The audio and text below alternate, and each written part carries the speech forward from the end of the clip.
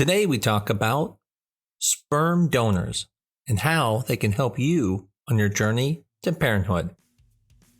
I'm Dr. Mark Amols, and this is Taco Bout Fertility Tuesday.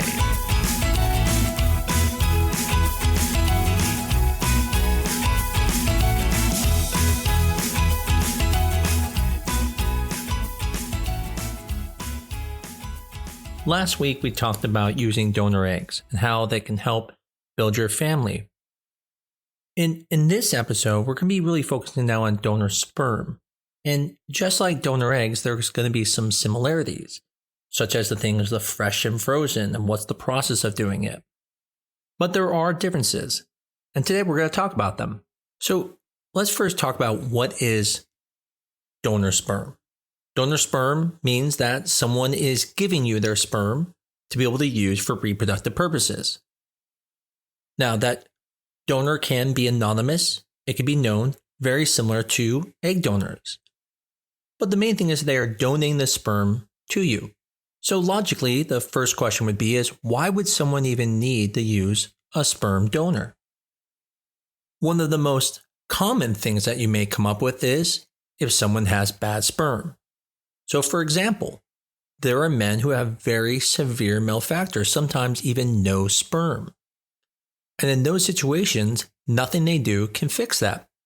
Something like Klinefelter syndrome, or someone who's undergone cancer and radiation treatment or chemotherapy potentially can no longer produce sperm.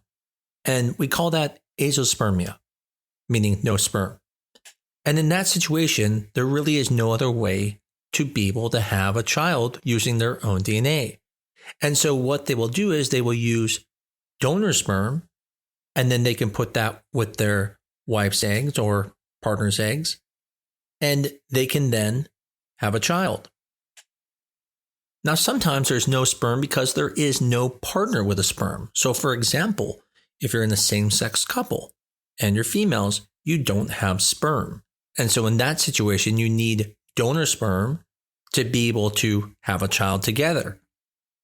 Additionally, what if you're a single woman, but you don't have a partner, but you don't want to not have kids, and no reason you shouldn't have kids. And so you may make the choice on your own to be a single mom and use donor sperm.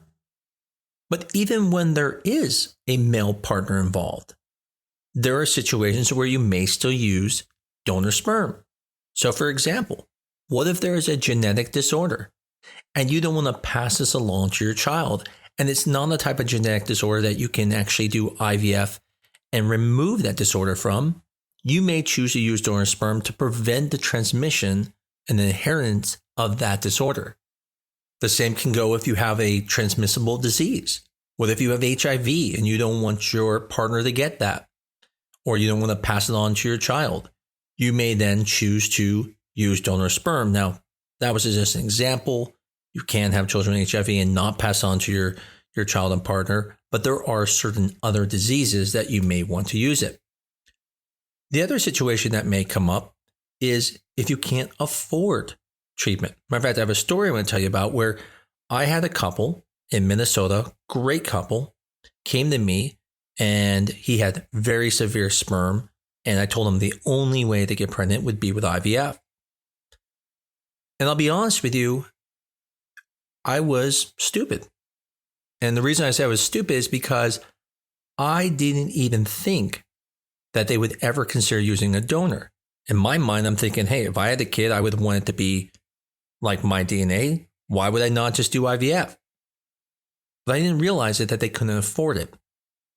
And then they left. And I didn't see them for a year later. And then they came back to me and they said, unfortunately, we can't afford IVF. Is there anything else we can do? And it was an eye-opening moment.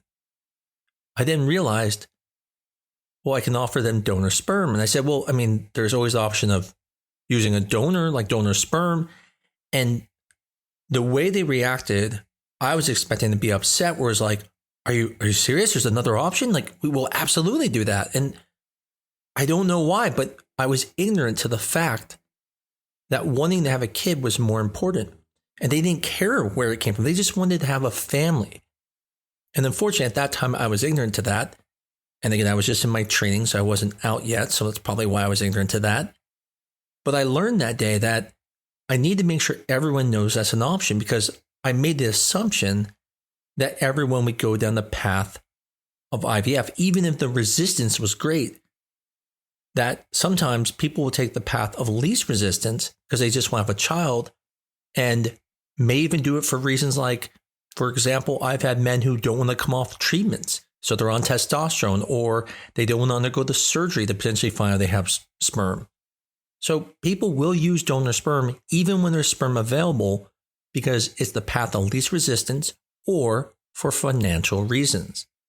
And there are even times when people have failed IVF cycles where it's just not working. And sometimes it'll just do better using better sperm, even though there's sperm there. And again, that's another situation where people will use donor sperm. So we've now discussed some of the reasons someone might use donor sperm. So then we have to go to the idea of how would you select a sperm donor? Like, what would be the process of doing that?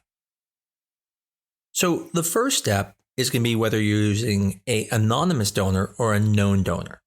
And just like with eggs, that comes with different ethical issues and stuff like that. One of the nice things about an anonymous donor is you don't have to worry about the ethical dilemma of having that person involved in, let's say, your child's life. Maybe you don't want them to know that you used a donor. The other thing about anonymous donor is usually they go through all of the donor screening process needed. So that way, when you want to use them, you just purchase it and you can use it. And it's usually always going to be frozen already. Whereas a known donor is going to be something like a family member or going to be a friend. Now, usually in the past, known donors were always family members. So for example, like a brother would give sperm to another brother, or even a father to a brother, and even in very unusual circumstances, a son to a father.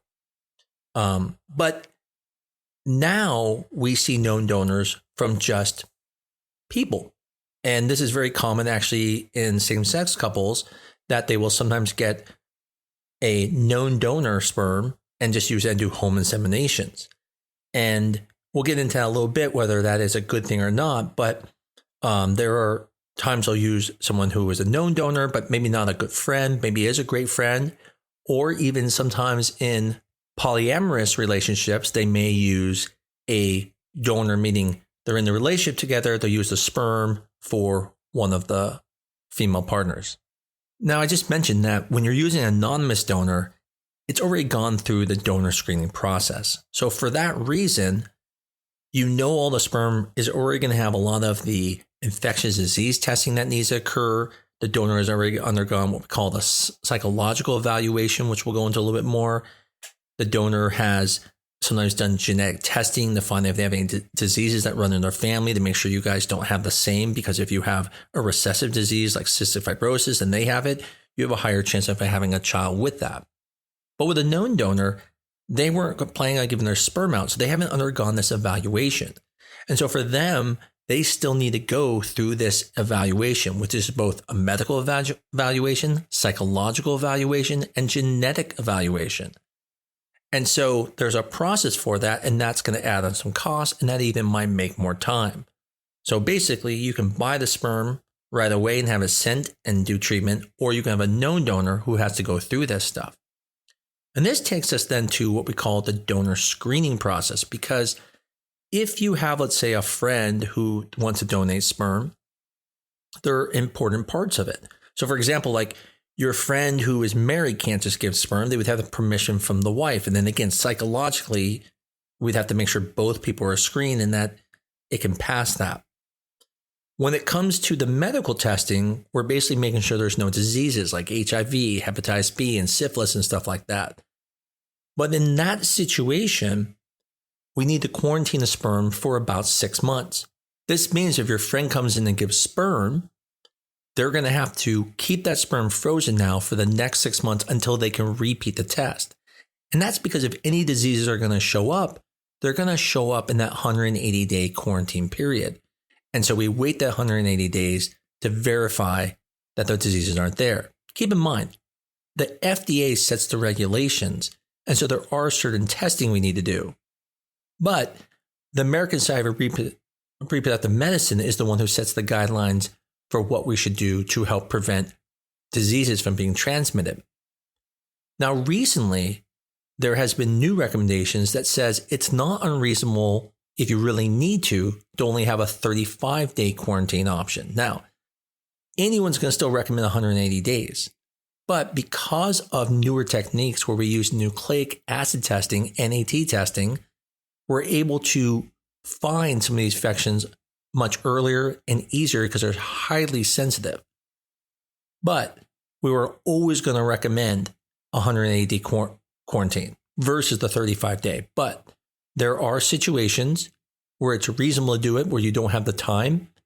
And so in those situations, you can do 35 days if you fall into that category, which is a little too much for this discussion, but at least you know that's there. I would go into any type of known donor quarantine, assuming it's going to be 6 months. An important thing to keep in mind is if you are using a known donor, legal agreements are going to be crucial in these cases to define the rights and the responsibility so that someone can't come back later saying, no, I meant to have a child with them.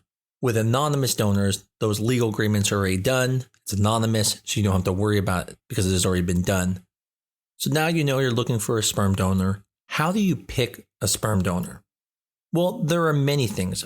Probably the most important thing is going to be appearance, right? Whether the appearance is going to be things like physical traits such as height, hair color, eye color, skin tone, body type, even cultural characteristics. There are many things you may choose to align with, let's say, you or your partner's look. Some people may even want athletic sperm, so they might want people who have been in sports. Other things that you're going to look at is things like genetic history. Some donors will have recessive diseases such as cystic fibrosis, and then you need to make sure you don't have that so you don't put yourself at higher risk. So that may make some donors not accessible. Now, as you can imagine, when it comes to sperm, it's much easier to donate. So there's a lot of donors out there that you can use. And so there are these places called sperm banks. Some of them are like California Cryobank, there's Seattle Sperm Bank, Fairfax, all these different ones. And there's much more than that, by the way.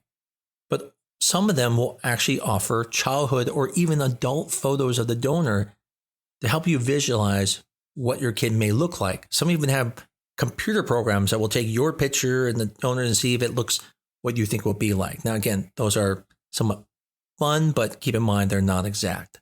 Other things that you may look at are things like educational and personal traits. So, for example, you might someone with a very high education background, or you might want someone who has certain hobbies that you like. Essentially, you want to find someone who might align with your own values and interests. Obviously, ethnicity is a big part of it. Some people want to have the same ethnic partner, or maybe even some certain cultural or religious values. I one time had a patient who wanted to use Mormon sperm. I didn't know there was such a thing since you can become a Mormon or not be Mormon. But surprising enough, there was actually a place that does have Mormon sperm. And so that was important to them. And they do have sperm like Jewish sperm and stuff like that. So if that's important, it's out there. Sometimes some donors want to have what we call like open adoptions to where they can eventually in the future talk to the kid. And that might be something you want. So you might want to pick a donor that you can get in contact with in the future. Another thing that we're going to get into in a few minutes is the availability of that donor for future siblings. You may be thinking about the pregnancy now, but what about the future pregnancies? Do you have enough sperm to have more pregnancies? We'll get into that a little bit more when we get into treatment because you'll see why it actually takes a lot more sperm than you think to be able to get pregnant. The last thing is probably going to be stuff like what is the policies, the reputation of the sperm bank, and cost and logistics. And surprisingly, sperm is very expensive. It can be as little as maybe $500 per vial, but could be as high as several $1,000s per vial. All of it depends who you have. Obviously, if it's Brad Pitt, it's going to be very, very expensive. If it's someone like mine, it's probably going to be pretty cheap. Before you buy your sperm, one of the things that you have to think about is what procedure you're going to do. What I mean by that is, are you going to do artificial inseminations? Are you going to do IVF with the donor sperm? Are you planning on doing like a mini IVF with donor sperm or IVC? And that's really important because that's where I go back to the point of never look at it as just building your family as a single pregnancy, but you want your whole family. How many kids do you want? If you know you only want 1 or 2 kids, I think doing things like artificial insemination make a lot of sense. You have to think for about every 2 to 3 vials, you're going to get 1 live birth from the IUIs. But that's not a guarantee. So at minimum, I tell people for every child you want to get 3 vials of sperm. So you can see if you want 2 kids, 6 vials of sperm, and you pick Brad Pitt as your sperm donor, I mean, you're close to like $10,000 now. Now, if you said, well, I want 3 kids, 4 kids, 5 kids, at that point, IUI might not be the best option for you from a financial standpoint. And that's because with IVF, you really only need 1 or 2 vials of sperm, and every embryo you make will always have the same paternal DNA because it's made with the same sperm donor. You don't have to worry about that donor runs out in the future because they do. Donors don't just give sperm forever. And once they're gone, they're gone. And then you can't have any more siblings of the same paternal DNA. You can still get more sperm. It's just it won't be from the same donor. So the question you have to ask yourself is first, do I care if siblings have the same paternal DNA? If the answer is no, don't worry about it. Grab sperm, do IUIs, IVF, whatever you prefer. We'll get into that separately. But if you do care, then the question is, I need to have this extra sperm. And if you don't buy it ahead of time and it sells out, you cannot get more of it. So I generally tell people if you're really wanting more than 1 or 2, you probably want to do IVF because then it will be more cost effective. You don't have to buy future sperm vials because now you have these embryos that have the paternal DNA and you can just save 1 vial for a future cycle of IVF if you need to. Now, if it comes to doing IUIs, that's where most people will start unless, again, they want multiple kids. But if you're just wanting 1 pregnancy, then the question is, are you a good candidate for IUI? So in the situation where, let's say, someone is a same-sex couple or a single woman who has never tried to get pregnant naturally, IUI is a great option. But if you have a history of infertility, whether it was in another relationship before that, and you never got pregnant, it's probably not a good option for you. You can still do it, but just keep in mind, you could potentially go through 3 cycles and not get pregnant. And in that situation, you're going to IVF. And again, it can get costly because it's so expensive for those vials of Brad Pitt's sperm. In the end, there is no wrong or right. The more important part I want you to understand is just think ahead. How many kids do you want? How many vials of sperm do you need? Some companies are really great about this. Some will let you buy, let's say, 10 vials. And if you don't use them all, you can return them. They never actually leave the facility and they buy them back, but they buy them back at half the cost. Other places will actually call the families of people who have used the donor sperm if they're getting low to say, hey, we're almost running out. And that's a great option. Now, again, I don't know how that works and if it can ever fall through the cracks, but those are some things that are there to help people build their families. Now, one area I'm going to talk about is very specific to same-sex couples. Although I understand the desire of being able to get free sperm and just do everything at home, I think it's important to understand that there is home inseminations. And by the way, anyone can do them, but we're going to talk about that. But especially with same-sex couples and single women who are doing this, I think it's really important that I personally would never use a known donor without being tested. I have seen so many cases of where people have used a known donor and they try getting pregnant and we find out then the person has bad sperm. And again, you're doing all that time, taking all the risk for infectious disease, and you do have the same risk as having intercourse. It doesn't matter if you had intercourse or not. If that sperm is deposited in your vagina and there's an infectious disease, you can get it. And even more so, your child could end up getting something such as a genetic disease. So if my daughters came to me and they were in a same-sex couple, I'd say, listen, do it the right way. Use anonymous sperm. If you want to use known, freeze it, quarantine it, and let's do it that way. So then we get to the question about home inseminations. There is nothing wrong with home inseminations. That's how everybody on earth usually gets pregnant, is by just having sperm ejaculate into the vagina. The problem here is that what is the quality of that sperm? If you were truly using a known donor, and again, I don't recommend that, fresh sperm, because of the risk of disease. The problem is what is the quality of that sperm? It should work in that situation, again, the risk, but what about the frozen sperm? Well, if the frozen sperm was frozen as what we call ICI, which stands for intracervical insemination sperm, then they will work pretty well. There's a high volume to that. It thaws and you just put it in the vagina. If it is IUI ready sperm, intrauterine insemination ready, it's already been washed and the volume is going to be lower. It's going to be like half of a milliliter. And the problem is when the volume gets that low, it gets lost in some of the vaginal folds and doesn't go in the cervix as well. And that can actually make it not work as well. Just like if you used IVF donor sperm, that is so small and such low numbers that you will likely not get pregnant doing a home insemination. Now, I can't say never. There are people with horrible sperm out there who get pregnant naturally. But what I'm saying is that it depends on what the sperm is. And these companies don't know this. You're just telling them to send to your house. They're like, okay. And they don't tell people that, oh, you shouldn't use that sperm. It's not going to work as well. And I've found this many times with people. So if you plan to do a home insemination with frozen sperm, one of the companies that does this is Seattle Sperm Bank. Just make sure that you're using ICI sperm.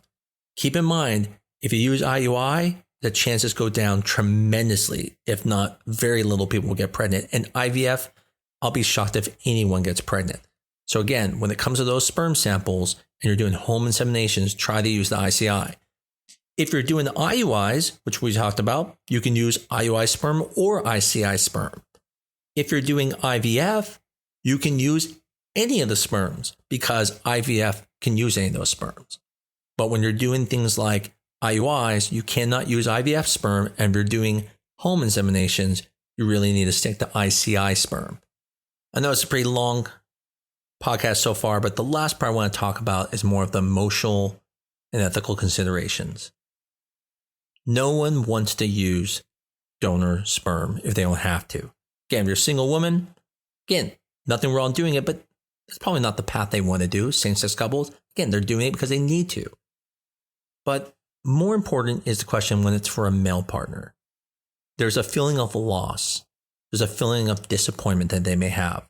It's important to, again, talk about those feelings. Talk about, do they feel inadequate? Those are important things. No guy wants to not have good sperm. Guys start worrying about the bonding. Will I be able to bond with this kid? It's not technically my DNA. Then you have the questions of, am I even going to let them know that I'm not their paternal DNA? And that's a fair decision to make. You don't have to tell them, but again, that's something that you have to at least talk about. Then there's the question of family. Will family accept it?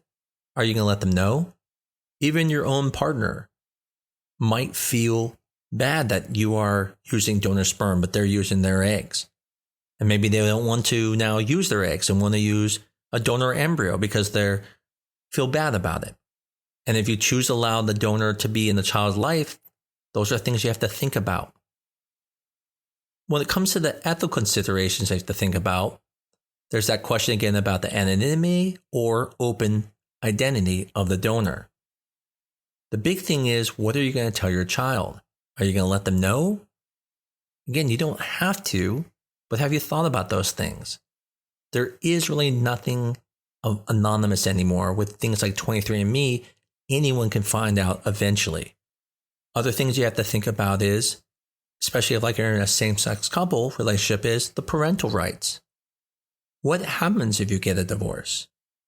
If the DNA is not from the other person, does that mean it's not their child? No, it's absolutely their child. What makes you a parent is not your DNA. But sometimes, and I've seen this happen, when these relationships break up, these things come up and it can be very painful.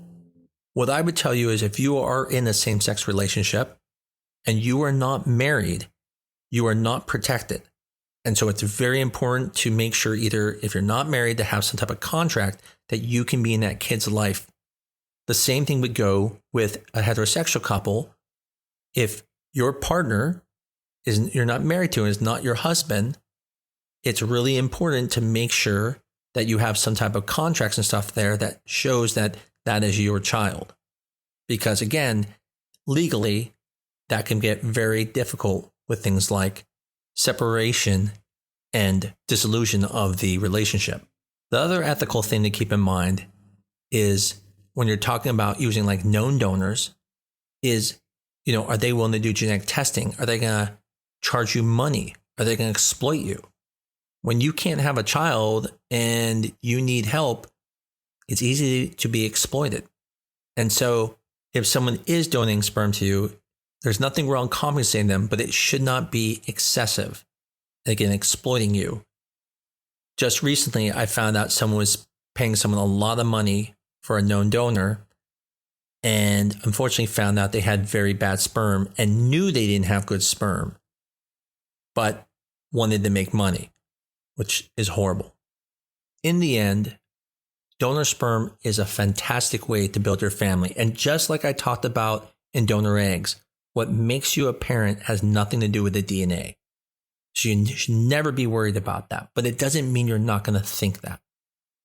And so when it comes to donor sperm, you got those questions you have to yourself is, do we need it? Is it our best option? We talked about how do you choose a sperm donor? Those are important things you'll have to talk about. What are your options when it comes to treatment? And then, like we said, make sure you go through the psychological support and the legal aspects before you do this. So that way, those are all tied up before you go.